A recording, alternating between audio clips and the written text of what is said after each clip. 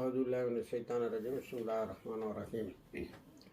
அன்பார்ந்த நேயர்களே, பலஸ்தீன் மீட்பு போர் 895வது நாள், 896வது நாளை இன்று எட்டியிருக்கிறது. இதில் நேற்று இரவு 12 மணிக்கு ட்ரம்ப்பு ஒரு பெரிய உரையை நாட்டு மக்களுக்கு நிகழ்த்துகிறார். இந்த குரங்கு ஸ்பீச்சும்பாங்களே, அது மாதிரி மங்கி பாத் ஒன்றை நடத்துவார் என்று எதிர்பார்த்தார்கள். அந்த உரை கிசுகிசுத்து போனது. பெண்டகன் சொன்னது போல, நாம் வெற்றி பெற்று விட்டோம் என்று ஓடிவிடுவோம் என்பது போல் அமைந்திருந்தது. எல்லா போருக்கான எல்லா இலக்குகளும் அடைந்து விட்டன. அதனால் நாம் போரில் இருந்து பின்வாங்குகிறோம் என்று ட்ரம்ப் ஒரு விதமாக அறிவித்திருக்கிறார். அதில் அவர் முக்கியமாக குறிப்பிடுவது ரிஜிம் சேஞ்ச் விட்டுட்டார், ஹார்மோஸை விட்டுட்டார், மிசில் கேப்பபிலிட்டிஸை அடிச்சிட்டாராம். 1-2 லான்ச் பேடு தான் இருக்கான். இதை சொல்லி முடித்த உடனே 10 மிசில்ஸு இஸ்ரேலுடைய 10 சிட்டிகளில் அடித்து தீயின்னு எரிஞ்சிகிட்டு இருக்கு. அதில் குறிப்பாக நகாரியாவில் அடித்தது தீயை இன்னும் அணைக்க முடியாமல் கதறிக்கொண்டு இருக்கிறார்கள் என்று தான் சொல்ல வேண்டும். அப்போ இதை மிசில் சிட்டி அழிச்சிட்டேன் என்று சொல்கிறது மாபெரும் பொய் என்பதை எல்லோரும் அறிந்துவிட்டு, அமெரிக்கன் செனட்டர்ஸ் கிளின்னு கழிச்சிருங்க அந்த உரைக்கு பிறகு. ஒருத்தன் சொல்கிறான், இவ்வளவு வருஷமாகவும் இவ்வளவு ரெக்லஸ் பிரைம் மினிஸ்டர், இதே சொல்லலாம், ஒரு இவ்வளோ கேவலமான அல்லது இவ்வளவு புத்திகெட்ட ஒரு பிரசிடெண்ட்டை அமெரிக்கா பார்க்கவில்லை என்ன ஒரு செனட்டர் சொல்கிறான். இன்னொரு செனட்டர் என்ன சொல்கிறான்னா, உனக்கும் ரியாலிட்டிக்கும் எந்த சம்மந்தமும் இல்லை அப்படின்னு. இவங்க எல்லாம் சொல்லாமல் விட்டது என்னன்னா, ஈரான் யுத்தம் கிரேட் பிளண்டர்னு ஒருத்தவன் சொல்கிறான். இன்னொருத்தன் reckless war, you have no connection with reality. இவங்கெல்லாம் சொல்லாமல் விட்டது. எப்சைன் ஃபைலில் மாட்டிக்கிட்டேன் தானே இந்த யுத்தத்தை தொடங்கினேன் அப்படின்னு. ட்ரம்ப் பெண்டகனை பாருங்கள், ஒரு பக்கம் இவனை நான் ஜெயிச்சிட்டேன்னு சொல்லிடுறேன், அதனால் நம்ம யுத்தத்தை முடிச்சிருவோம் அப்படின்னு. அதே நேரத்தில் இன்னொரு அறிக்கை விடுது, ஈரான் எப்பொழுதும் அமெரிக்காவுக்கு ஒரு பெரிய அச்சுறுத்தலாக இருக்கவில்லை, இந்த யுத்தம் தேவையற்றது. அப்போ சொல்லணும்ல, எப்சைன் ஃபைல்னால் வந்த யுத்தம்னு, அதை சொல்லலை. அந்த பெண்டகன் இன்னொரு வேலை செய்திருக்காங்க. என்னென்னா, நேற்று கேஷுவாலிட்டி ஃபிகர், அதாவது அமெரிக்கானோட இராணுவத்தினர் எவ்வளோ பேர் அழிக்கப்பட்டார்கள்ங்கிற இதில் 750 பேர் யூஎஸ் ட்ரூப்ஸ் கில்டான். அடுத்தது 400 செயிலர்ஸ், இந்த அப்ரஹாம் லிங்கனு, அடுத்தது யூஎஸ்எஸ் ஜெரால்டு, இதிலெல்லாம் இதில் 400 செயிலர்ஸ் இறந்துருக்காங்க, 16 MQ-9 இழந்திருக்காங்க. இந்த ஃபிகர்லாம் கொடுத்துக்கிட்டு நேற்று இன்னொரு அறிக்கையும் பெண்டகனே சொல்லியிருக்கு, அமெரிக்காவினுடைய இராணுவத்தினரை வெஸ்ட் ஏசியா சொல்லக்கூடிய அல்லது கல்ஃப் கண்ட்ரிஸ்ன்னு சொல்லக்கூடிய வளைகுடா நாடுகளில் உள்ள ஹோட்டல்களில் தங்க வைப்பது சரியல்ல, ஏன்னா ஈரான் கண்டுபிடிச்சு அடிச்சிருது. இதில் நேற்று பஹ்ரைனில் உள்ள ஒரு ஹோட்டலில் தங்கியிருந்த 80 அமெரிக்க இராணுவத்தினரை சரியாக அவர்கள் தங்கியிருந்த ஹோட்டலை அடித்து அப்படியே கீழே சொல்லியிருக்காங்க. 80 பேரும் அவுட்டு. இதை பெண்டகன் சொல்லும்போது என்ன சொல்லணும்னா, it is against war rules also. இதுபடி இராணுவ வீரர்கள் தளத்தில் தான் இருக்கணுமே தவிர, அல்லது போர்முகத்தில் இருக்க வேண்டுமே தவிர, ஹோட்டல்களில் தங்க வைக்கிறது நம்மளுடைய போர் விதிகளுக்கு, அமெரிக்கா வகுத்து வைத்திருக்கக்கூடிய போர் விதிகளுக்கு எதிரானது. இன்னொரு 37 யூஎஸ் சோல்ஜர்ஸ் ஒளிஞ்சு இருந்தவனோட ஹைடவுட்டில் போய் அடிச்சிருக்காங்க. 40 செயிலர்ஸ், 40 கப்பல் படையை சார்ந்தவர்கள் பதுங்கி இருந்ததை அடித்திருக்கிறார்கள். இப்போ வெஸ்ட் ஏசியாலையும் நேற்று ட்ரம்ப் எல்லாமே அழிச்சிட்டான்னு சொல்லும்போது, வளைகுடா நாடுகளில் ஹோட்டல்களில் தங்கியிருந்த இஸ்ரேல இராணுவத்தினர் அழிக்கப்பட்டு இருக்கிறார்கள். பெண்டகன் அறிக்கை விட்டுட்டு என்ன சொல்லணும்னா, ஆஃப்டர் கவரப், அதாவது போதுமான அளவுக்கு நாட்டின் நலன் கருதி மறைக்க வேண்டியவற்றை மறைத்து விட்டு தான் இந்த ஃபிகரை சொல்கிறோம் அப்படின்னு ஒரு அறிக்கை விட்டுருக்கு. இவ்வளவும் வெளியில் வந்துக்கிட்டு இருக்கும்போதே ட்ரம்ப் நாட்டு மக்களுக்கு பேசுகிறார். ஹர்மூஸை பற்றி ஒன்றும் சொல்லலை. ஹர்முஸ் இப்போ எப்படி ஆகிப்போச்சுன்னா, இவர் நாட்டு மக்களுக்கு என்ன போய் சொல்லாருன்னு சொன்னால், ட்ரம்ப்பு நம்ம யுத்தத்தினுடைய எல்லா லட்சியத்தையும் அடைந்து விட்டோம். இப்போ ஹர்முஸ் தமிழில் ஒரு இது போடுறானோ, ஹர்முஸுக்கு ஒரு ஜோக்கு போட்டானோ. என்ன ஜோக்குன்னா, டேய் எப்போ யுத்தத்தை முடிப்பேன்னு ஒருத்தன் ட்ரம்ப்கிட்ட கேட்குறான். நம்ம ஒரு காரம் தெருவில் நிறுத்தி ட்ரம்ப்பை கேட்குற மாதிரி, எப்போ யுத்தத்தை நடப்பேன்? ஹர்முஸ் ஓப்பன் பண்ணால் நடத்துவேன். யுத்தத்துக்கு முன்னாடி ஹர்முஸ் எப்படியா இருந்தது? திறந்து தான் இருந்து, இப்போ நீ போய் ஏன் மூடுன அப்படின்னு ஒரு கேள்வியை கேட்டு அப்படி அசிங்கப்படுத்துகிற மாதிரி போடுறாங்க. இந்த அளவுக்கு இல்லை, கலோக்கியலாக ட்ரம்ப்பை கிண்டல் பண்ணுற அளவுக்கு வந்த பிறகு செனட்டர்ஸும் அமெரிக்காவினுடைய நாடாளுமன்ற உறுப்பினரும் அவரை கிண்டலும் கேலியும் செய்வது ஒன்றும் பெரிய விஷயம் இல்லை. இதனிடையே ஒரு பெரிய செய்தியை நமது ஊடகங்கள் பரப்பி கொண்டு இருக்கின்றன. 3500 முதல்ல 3500 மெரைன் ட்ரூப்ஸ் வந்து போகிறாங்க இதுக்கு காத் தீவை பிடிக்கிறதுக்குன்னு. அடுத்தால 10,000 அதை உயர்த்தினாங்க. ஒருத்தரும் போகலை. அவங்க எல்லாரும் அங்கே ஈரான் காத்துக்கிட்டு இருக்கு, இத்தனை பேர் வந்தாலும் சுட்டு வீழ்த்தோன்னு. ஆனால் இவங்க என்ன செய்தாங்கன்னா, தோண்டாத கிணறை மூடிட்டாங்க. போய் 3000 பேரும் இறந்ததாகவும் கணக்கை போட்டு அந்த கணக்கை அப்படி முடிச்சிட்டாங்க. ஆனால் நேற்று உரையிலையும் ட்ரம்ப் வந்து ஈரான் ட்ரூப்ஸு போகுது, ஈரானுக்கு ட்ரூப்ஸு போகுது அப்படின்னு அவரால் சொல்ல முடியலை. இனி இவன் வந்து ஒரு ரெக்லெஸ்ன்றிருக்கான் பாரு, ரெக்லெஸ் அண்ட் கிரேட் பிளண்டர்னு. இதெல்லாம் கேட்ட பிறகு நிச்சயமாக இதுக்கு மேலே படையை அனுப்புவதுங்கிற ஒரு திட்டம் இருந்தால் அது கைவிடப்படும் என்பதுதான் நாம் தெரிந்து கொள்ள வேண்டிய மிக முக்கியமான விஷயம். அங்கே தரைப்படையில் போனால் என்ன நடக்குங்கிறத ஏற்கனவே ஈரான் வந்து மக்களுக்கு சொல்லிவிட்டது. அதாவது ஒருத்தன் கூட மிஞ்ச மாட்டான். அதை ஒரு உரையாக மாற்றி பெகிஷ்கியான் நேற்று அமெரிக்கா மக்களை, ட்ரம்ப் பேசின அதே நேரத்தில் அவர் அமெரிக்க மக்களுக்கு ஒரு உரையை நிகழ்த்தி இருக்கிறார். நாங்கள் உங்களை எதிரியாக பார்க்கல, எங்களை தாக்குவதற்கு நீங்கள் ஏற்பாடு செய்த தளங்களை தான் எதிரியாக பார்த்து நாங்கள் தாக்கினோம், உங்களுக்கு எங்களுக்கு எந்த பிரச்சனையும் இல்லைன்னு அவர் ஒரு பெரிய உரையை நிகழ்த்த. அது ட்ரம்ப்போட உரையை கேட்டவர்களோட அதிகமாக அதை கேட்டு இருக்கிறார்கள். ஏன்னா இப்போ பெகிஷ்கான் தான் முக்கியம், ட்ரம்ப் இல்லை. யுத்தத்தை நிறுத்த மாட்டேன் என்று சொல்லக்கூடிய ஈரானுடைய பிரசிடென்ட் என்ன பேசுகிறாருன்னு பார்ப்போம். பேசாமலே நான் வந்து ஈரானோட பேசிக்கிட்டு இருக்கேன்னு ஒரு பொய்யை சொல்லக்கூடிய ட்ரம்ப்பு, அவர் பொய்யன் ஜோக்கரு என்கிறெல்லாம் இப்போ ட்ரம்ப்புக்கு நிரந்தரமாக கொடுத்த ஒரு முத்திரையாக ஆகிவிட்டது. அடுத்தது சைனா இதில் கொஞ்சம் கவனம் எடுக்குது போர் நிறுத்தத்துக்கு. அதுக்கு வந்து ஈரானுடைய சோல்சஸ் யார் சொன்னான்னு சொல்லாமல் சொல்கிறாங்க, complete withdrawal from west Asia. அதாவது நீ மத்திய கிழக்கு நாடுகளில் இருந்து முழுமையாக அமெரிக்க படைகள் வெளியேறிவிட வேண்டும், அதோட எல்லா பொருளாதார தடையும் நீக்க வேண்டும்.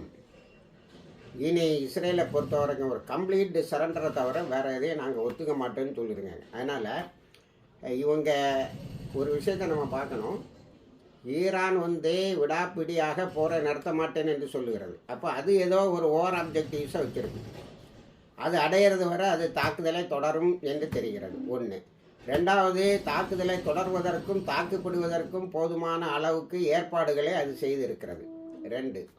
மூணாவது, இப்பொழுது ஹார்முஸ் போல ரெட்ஸியும் முழு கட்டுப்பாட்டில் வந்துவிட்டது. நேற்று ஹூத்திஸும் ஹிஸ்புல்லாவும் ஒரே நேரத்தில் தாக்குதலில் இஸ்ரேல் திணறி போய் நிற்குது. 1 மணி நேர தாக்குதலில் 140 இஸ்ரேலிய இராணுவத்தினர் சிறைப்பட்டு இருக்கிறார்கள்.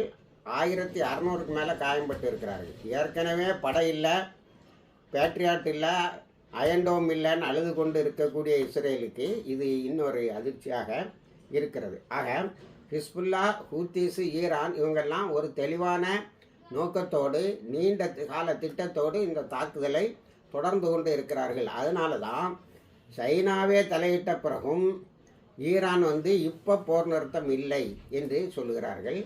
இனி காத் தீவை பிடிக்கிறதுக்கு ஆள் அனுப்புன்னு சொன்னதுக்கு ஒரு பெரிய ஷாக்கு ட்ரம்ப்புக்கு. என்னன்னா, செச்சனியாவை சேர்ந்த படை வீரர்கள்.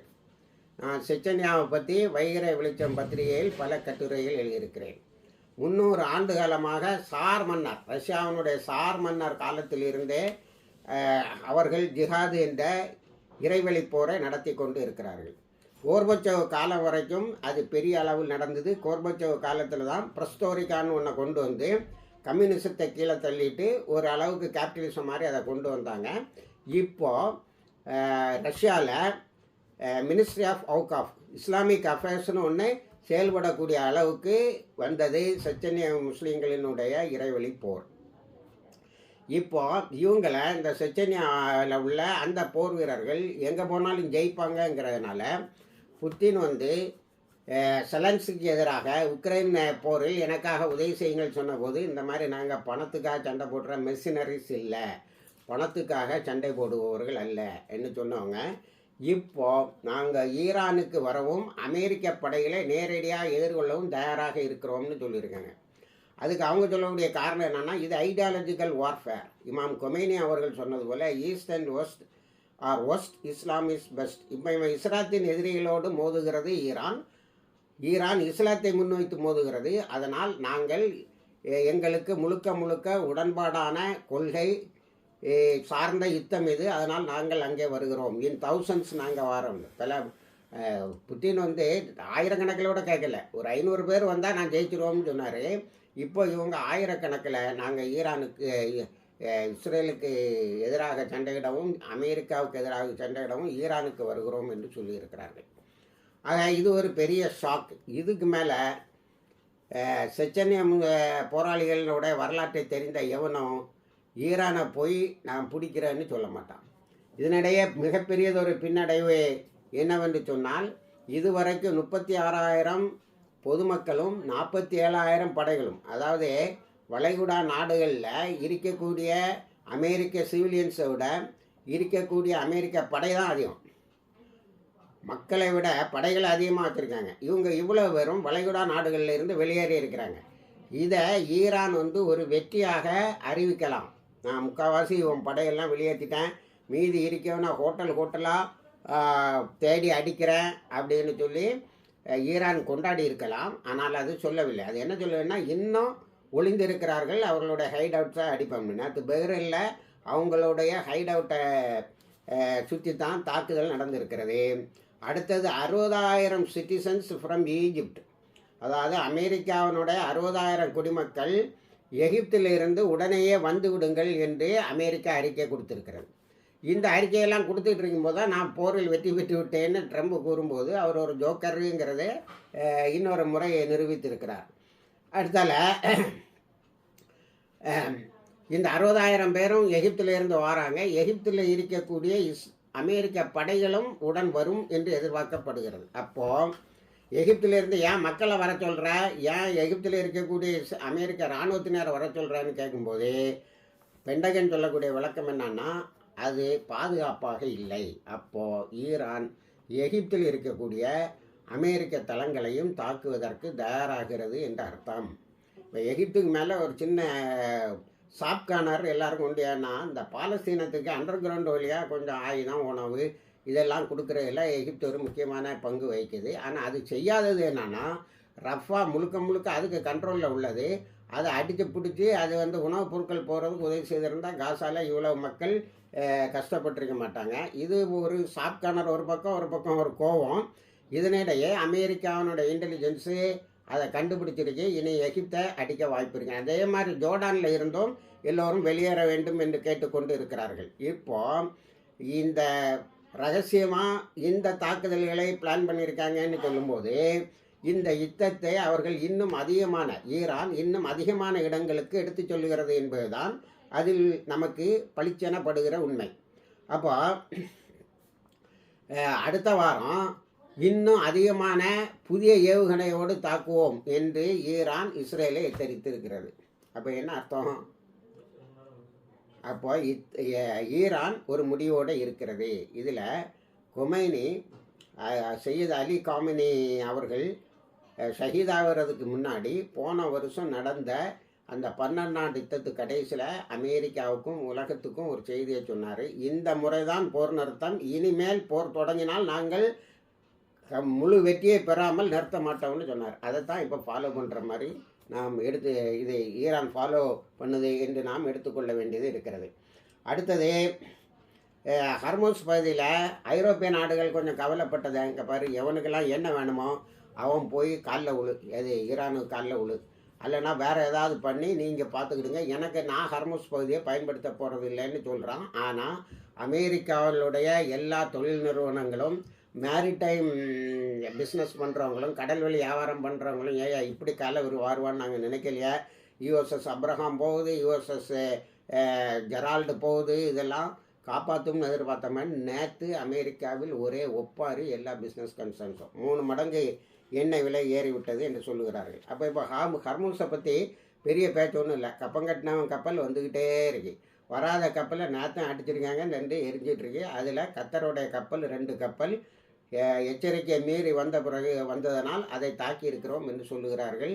இப்போ ஹூத்தீஸும் அதே போல் தாக்குவதற்கு தயாராக இருக்கிறார்கள். அப்போது இப்போ ஊடகங்கள்லாம் நம்ம முன்னாடி சொன்ன ஒரு செய்தியை சொல்லுகிறது. சுயஸ் கானாலும் இனி இந்த இஸ்லாமிய போராளிகளின் கைகளுக்கு போயிடும். வேறு ஈரானு, ஹூத்தீஸு இவங்க கட்டுப்பாட்டுக்குள்ளால் போய்விடும் வாய்ப்பு இருக்கிறது என்று சொல்லியிருக்கிறார்கள். அப்புறம் ஈராக்கில் பல தகவல்கள், ஒரு பெரிய யுத்தம் நடந்துகிட்ருக்கு. ஏற்கனவே நம்ம அதை பதிவு செய்திருக்கோம். அதில் நேற்று 41 தடவை தாக்கி இருக்கிறார்கள். இந்த குர்திஸ் நாங்கள் முதல் யுத்தத்துக்கு போகிறோன்னா, அப்புறம் நாங்கள் ஈரானுக்குள்ளால் புகுத்து உள்நாட்டு கிளர்ச்சி பண்ணுறோன்னா, இப்போ அதெல்லாம் முட்டு போட்டு குர்திஸ் அமெரிக்க இராணுவத்தினர் பாதுகாப்புற வேலையை செய்தால் நேற்று 41 தாக்குதல் நடத்தியிருக்காங்க அந்த குர்திஸ் இருந்த ஏரியாவில் மட்டும். அடுத்தால அமெரிக்காவினுடைய இராணுவத்தினர் நிறைய தளங்கள் அழிக்கப்பட்டு விட்டது. இராணுவத்தினுடைய போராளிகள் அதுக்கு பிறகு இந்த கிளார்க் வேலை ஜுவாம்பர் ஆஃபீஸில் அவனெல்லாம் தேடி அழித்திருக்கிறார்கள். இப்போ இதை பொறுக்க முடியாமல் இப்படி கொலை செய்த கூட்டத்தை, ஒரு ரகசிய கூட்டம் உள்ளே பூந்து இதை செய்துக்கிட்டே இருக்குது. அது எந்த போராளிகள் குழுவில் உள்ள கிளை அமைப்புன்னு தெரியலை. அவர்களை இனங்காட்டி தருபவர்களுக்கு $3 மில்லியன் நாங்கள் பரிசாக தருவோம்னு சொல்லி அறிவிக்கக்கூடிய அளவுக்கு ஈராக்கில் அதனுடைய நிலை போயிருக்கிறது. ஈராக்கில் அது முற்றாக வெளியேற்றப்பட்டு விட்டது என்று சொல்லலாம். இப்பொழுது குர்திஸ் பகுதியில் ஒளிந்திருக்கக்கூடிய அமெரிக்க இராணுவத்தினரை முற்றாக அழித்து விட்டால் ஈராக் இஸ் ஃப்ரீ, விடுதலை அடைஞ்சிடும் பேசப்படுகிறது. அடுத்தது லெபனானில் தரைவழி போர் பலமாக நடந்துகிட்டு இருக்கு. நேற்று 16 இஸ்ரேலிய இராணுவத்தினர் கொலை செய்யப்பட்டார்கள். 206 கேஷுவாலிட்டி. இதை இஸ்ரேலி மீடியாவே ஒத்துக்கிடுது. இஸ்ரேலி மீடியா சொல்லுது 200 ராக்கெட்ஸு அண்ட் ட்ரோன்ஸு ஒரே ஏக காலத்தில் தாக்கின கிரத்தா, மியூட்லா, மாலிகா போன்ற இடங்களில் பயங்கரமான தாக்குதல்கள் நடந்தன. அங்கே நகாரியா மட்டும் பெரிய அளவில் பாதிக்கப்பட்டுடுது. செட்டிலர்ஸோட ஏரியாக்கள் பாதிக்கப்பட்டு இருக்கிறது. இஸ்ரேலில் இருந்து நிறைய மக்கள் கப்பல் வழியாக போகிறதுக்கு இப்போ ஈரானுடைய அனுமதி இருந்தால்தான் போக முடியுங்கிற மாதிரி ஒரு பெரிய சூழல் ஏற்பட்டு விட்டது. அங்கே ஈரானுடைய நேவி தாக்குது. நேவியை எப்போயுமே பொதுமக்களை தாக்காது. ஒருவேளை கப்பல் வழியாக போகலான்னு சொன்னால் போகலான்னு தான் அனுமதிக்கும் என எதிர்பார்க்குறோம். நேற்று காசாவில் 3 பேர் இன்ஜுரி நடந்திருக்கு. காசானுடைய என்க்ளேவை ஈரான் தொடர்ந்து தாக்கி கொண்டு இருக்கிற காசா வளாகத்தை. காசாவில் உள்ள போராளிகள் முன்னாடி இப்போ உலக நோக்கர்கள், இஸ்லாமிய இராணுவ அறிஞர்கள்லாம் என்ன சொல்கிறாங்கன்னா, எல்லோ லைனு சுருங்கிட்டே வருது.